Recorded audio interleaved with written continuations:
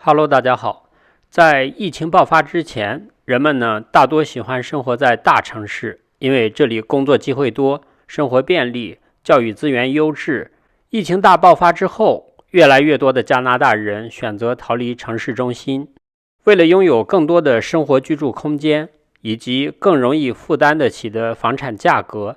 这些人们选择搬迁到郊区、更小的城市，甚至是农村地区。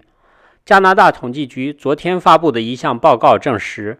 加拿大3个最大的城市多伦多、蒙特利尔、温哥华迁居到城市郊区、小城镇和农村地区的人数急剧增加。统计显示，2019年7月1号至2020年7月1号，共有87444人搬离这3大城市。加拿大这3个最大的城市也都经历了创纪录的人口大流失。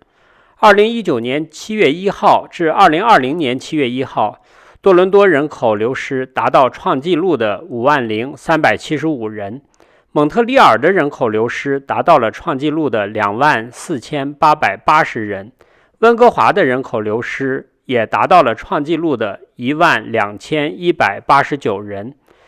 由于史上最低的抵押贷款利率和灵活的远程工作方式，越来越多的加拿大人从居住成本高的大城市向外迁移。加拿大统计局在报告中说，越来越多的人选择居住在多伦多、蒙特利尔和温哥华这3大城市以外的地区，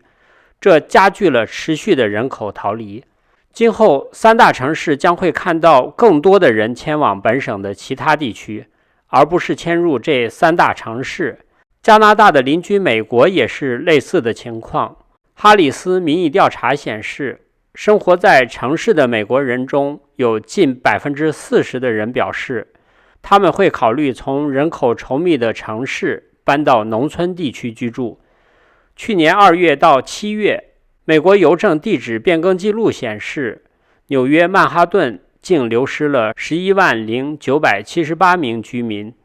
布鲁克林流失了近43000多名居民。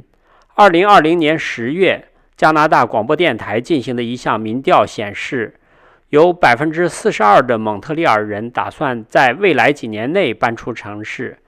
统计局的报告指出，人们尤其是年轻人渴望迁出大城市，3大城市周边地区房价的快速上涨也很大程度上证明了这一点。尽管仍处在疫情大流行之中，这种趋势仍将继续。其实，城市人口逃离并不是疫情爆发之后才出现的新现象。即使没有疫情的过去几年，因为多伦多、温哥华和蒙特利尔的房产负担重，生活成本高，每年都会有大量的人口离开这3大城市，只不过每年又会有很多的新移民进入，等他们进入这些城市生活一段时间，又会有很多人选择迁移到其他的周边小城镇生活。与往年不同的是，疫情大流行加速了大城市人口流失的趋势，尤其是年轻人口流失的趋势，这一点是非常值得我们重视的。